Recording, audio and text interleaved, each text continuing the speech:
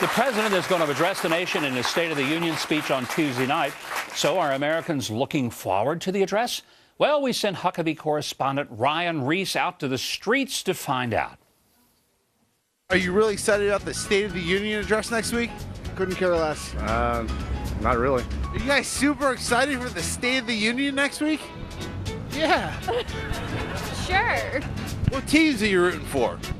I'm going to go with the Broncos. You gonna have a State of the Union address party? Actually, that sounds like a really good idea. I'll definitely consider it. And maybe there'll be some drinking games?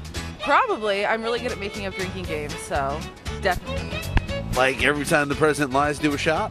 Oh, well. At a scale of 1 to 10, how would you rank the state of the country? I would say 1 or a 2. Maybe a 3. 3.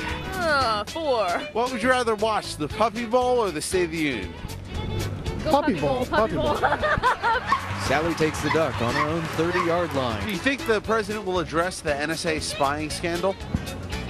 I'm going to say briefly. How do you feel about the NSA spying scandal? Doesn't matter, he already knows. What would you rather bet on? The Seattle Seahawks or Joe Biden falling asleep during the State of the Union? I'd say Joe Biden falling asleep. Yeah, he looks like he's a napper. Do you think the president's going to tell the truth? Probably not. Do you think he seems more truthful in HD? Can you remember anything the president has said in the past 5 years? What person? Oh, the president. I think you said the person. Okay, thank you very much. Do you think the president will address the extension of unemployment? Yes, absolutely. Do you think he'll address the legalization of marijuana? No, I do not. Do you think people are going to use the unemployment to buy marijuana? Absolutely. All right, thanks to Ryan Reese on the streets of New York. Well, a big theme of the State of the Union address is expected to be the president's message of income inequality. We're back with our Millennials panel. I'm going to start with Kaylee McEnany. By the way, Kaylee once worked for our show. We're so happy to have her back, and she's now a law student down at University of Miami. Kaylee, great to see you today. Thank you.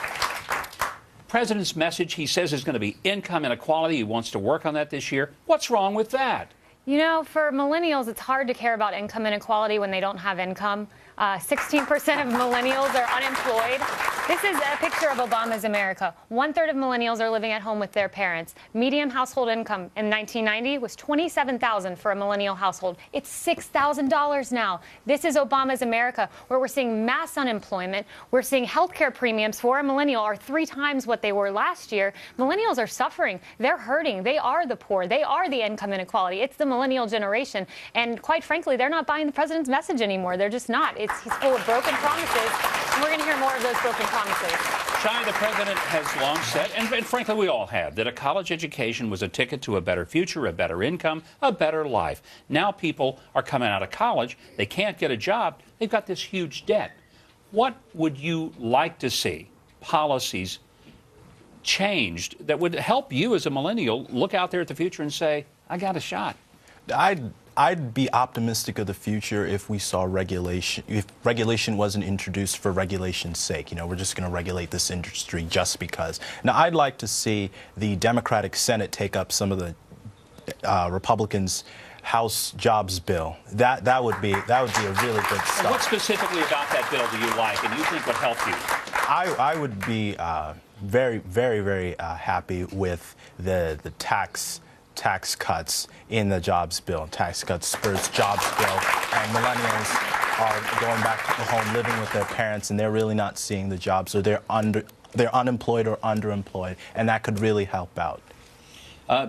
Francesca, let's just ask you about this whole income inequality issue. Does it concern you that we're creating almost this division in America between the haves and the have-nots? I mean, there is a division. I think there is income inequality.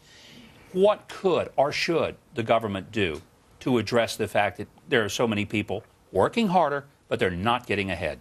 Well, I think you have to look at education reform first and foremost at the lower level, introducing school choice so that smart young people can go to schools in their area that are best for them, but also those children who might need a little bit more help can go to the schools that are best for them as well. That's number one. And then those kids will be able to get scholarships if they're going to the schools that are right for them to public universities. Number two, once they get to those universities, as you just mentioned before, that they're graduating with large loads of debt. And the big thing at the higher education level is that what we're going to have to do in order to make sure that those kids are not burdened by that debt and then they can buy houses and whatnot throughout the rest of their lifetime, that the government is more transparent. The government runs the public universities, is more transparent with what you're getting for that degree. If you're going to go to university, you should be able to see how many other people in that field got jobs, the percentages, how many people in the field overall, and how many people at your university were able to get jobs. I'm going to just ask you, because we're out of time, but real quickly, give me one topic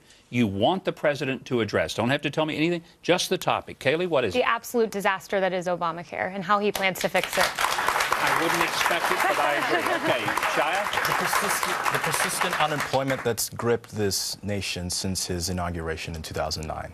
Excellent. Francesca? Sticking with the higher education theme, instead of focusing on getting more low-income students into college, I'd like to see him focus on making college more affordable for those low-income students. Great answers. Great panel. I think all of you guys ought to run for Congress. You know what? I think you could do a lot better than some of the stuff we got going on right now. Thank you very much, Kaylee and Shia and Francesca. Great to see you all.